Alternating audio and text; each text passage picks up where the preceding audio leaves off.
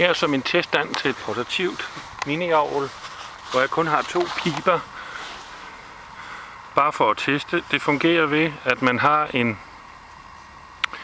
lille plade med et hul i, der svarer til diameteren på avlpiben, og så sætter man den her ind. Og når hullet i pladen er ud for avlpiben, så er ventilen åben, og trækker man den så længere ud, så er ventilen lukket, da der er blokering for luften. Det er sådan virker en forskydningsventil. Men man skal trække lige i den, fordi hvis trækker man lidt skævt, så blokerer den. Det er skuffeeffekten, kalder man det. Der er plads til 2 ventiler i den her, men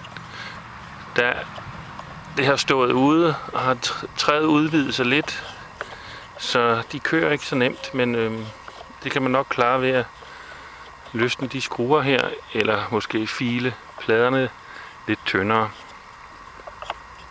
Men altså ja, avlpiber kan man bare tage ud sådan her. De er lige til at sætte ned, og de er lavet af polypropylen plast.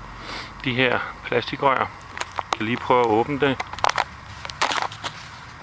Der sidder lige en prop her.